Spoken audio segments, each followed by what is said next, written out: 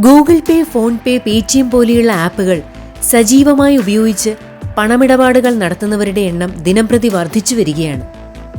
എന്നാൽ ഈ രീതിയിൽ ഇടപാടുകൾ നടത്തുന്നവർ ഏപ്രിൽ 1 മുതൽ ശ്രദ്ധിക്കേണ്ടതായുണ്ട്. സച്ചിതം ഫോർ യുവിന്റെ പുതിയൊരു വീഡിയോയിലേക്ക് എല്ലാവർക്കും സ്വാഗതം.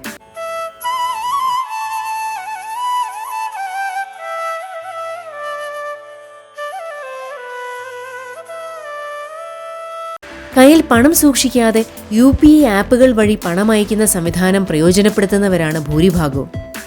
എന്നാൽ ഇനി മുതൽ എല്ലാ മൊബൈൽ നമ്പറുകളിൽ നിന്നും UPI പേയ്മെന്റുകൾ നടത്തുവാനാവില്ലെന്ന് പ്രസ്താവിച്ചിരിക്കുകയാണ് national payment corporation of India അഥവാ NPCI. UPI ഐഡികൾ ഉപയോഗിച്ചിട്ട് തട്ടിപ്പുകൾ തടയുന്നതിനും സുരക്ഷ ശക്തമാക്കുന്നതിനും വേണ്ടി ആക്റ്റീവല്ലാത്ത മൊബൈൽ നമ്പറുകളുമായി ബന്ധിപ്പിച്ചിരിക്കുന്ന UPI ഐഡികൾ നിർത്തലാക്കുന്നു. വരുന്ന മാർച്ച് 31-നകം ഇത് നടപ്പാക്കണമെന്ന് ബാങ്കുകൾക്ക് NPCI നിർദ്ദേശം നൽകിക്കഴിഞ്ഞു. പ്രവർത്തനരഹിതമായ മൊബൈൽ നമ്പറുകളുമായി ബന്ധിപ്പിച്ച UPI ഐഡികൾ ഉപയോഗിച്ച് നിരവധി തട്ടിപ്പുകൾ നടക്കുന്ന പശ്ചാത്തലത്തിലാണ് NPCIയുടെ ഈ നടപടി. ഡാറ്റാബേസ് നിരന്തരം പുതുക്കുന്നത് സംബന്ധിച്ച് നേരത്തെ പ്രായോഗിക പ്രശ്നങ്ങൾ നിലനിന്നിരുന്നു. ഇക്കാരണത്താൽ ആക്റ്റീവല്ലാത്ത മൊബൈൽ നമ്പർ UPI ഐഡിയിൽ നിന്ന് നീക്കം ചെയ്യുന്നതിന് സാങ്കേതിക പ്രശ്നങ്ങൾ നേരിട്ടിരുന്നു. എന്നാൽ NPCIയുടെ പുതിയ ഉത്തരവനുസരിച്ച് ഡാറ്റാബേസുകൾ ആഴ്ചതോറും പുതുക്കേണ്ടി വരും. അങ്ങനെ വരുമ്പോൾ ആക്റ്റീവല്ലാത്ത മൊബൈൽ നമ്പറുകൾ പെട്ടെന്ന് തിരിച്ചറിയാനും ആ നമ്പറുകളുമായി ബന്ധിപ്പിച്ച UPI ഐഡികൾ റദ്ദാക്കാനും കഴിയും.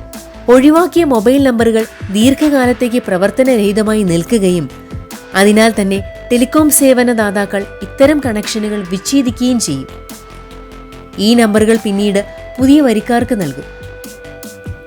ടെലികമ്മ്യൂണിക്കേഷൻ വകുപ്പിന്റെ മാർഗനിർദ്ദേശങ്ങൾ അനുസരിച്ച് ഒരാൾ ഉപയോഗിച്ചിരുന്ന നമ്പർ റദ്ദാക്കിയാലും മറ്റൊരാൾക്ക് നൽകുന്നതിന് മുമ്പ് 90 ദിവസത്തെ ഇടവേള നിർബന്ധമാണ്.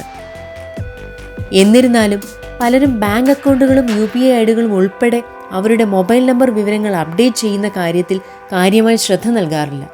അതുകൊണ്ട് തന്നെ UPI ഐഡികൾ ഉപയോഗിച്ചുള്ള തട്ടിപ്പിന് സാധ്യത കൂടുകയും ചെയ്യുന്നു. നേരത്തെ പറഞ്ഞ അപകട സാധ്യതകൾ ലഘൂകരിക്കുന്നതിനായി UPI നമ്പറുകൾ ഫീഡ് ചെയ്യുമ്പോഴോ പോർട്ട് ചെയ്യുമ്പോഴോ ഉപയോക്താക്കളുടെ വ്യക്തമായ സമ്മതം ആവശ്യമാണെന്ന നിർദ്ദേശം NPCI അവതരിപ്പിച്ചിട്ടുണ്ട്. അതായത് ഒരു മൊബൈൽ നമ്പർ UPI ഐഡിയിലേക്ക് ലിങ്ക് ചെയ്യുന്നതിനോ അപ്ഡേറ്റ് ചെയ്യുന്നതിനോ മുമ്പ് UPI ആപ്പുകൾ ഉപയോക്താക്കളിൽ നിന്ന് വ്യക്തമായ സമ്മതം തേടേണ്ടി വരും. ഇതിലൂടെ ഉപയോക്താക്കൾക്ക് അവരുടെ സാമ്പത്തിക വിവരങ്ങളുടെ മേൽ കൂടുതൽ നിയന്ത്രണം നൽകുകയും UPI ഐഡന്റിറ്റികളുടെ കൃത്യമായ മാപ്പിംഗ് ഉറപ്പാക്കുകയും ചെയ്യുന്നു. കൂടാതെ പേയ്മെന്റ് സർവീസ് പ്രൊവൈഡർമാരും ബാങ്കുകളും ഉപയോക്താക്കളുടെ അപ്ഡേറ്റ് ചെയ്ത രേഖകൾ സൂക്ഷിക്കുകയും മാറ്റങ്ങൾ പതിവായി പരിശോധിച്ച് അറിയിക്കണമെന്നും NPCI പറയുന്നു. നിലവിലെ രീതികളിൽ SMS, ഇമെയിൽ അല്ലെങ്കിൽ ആപ്പ് അറിയിപ്പുകൾ വഴി ആവശ്യമായ വിവരങ്ങൾ ഉപഭോക്താക്കളെ അറിയിക്കുന്ന ക്രമം ഉൾപ്പെടുന്നുണ്ട്.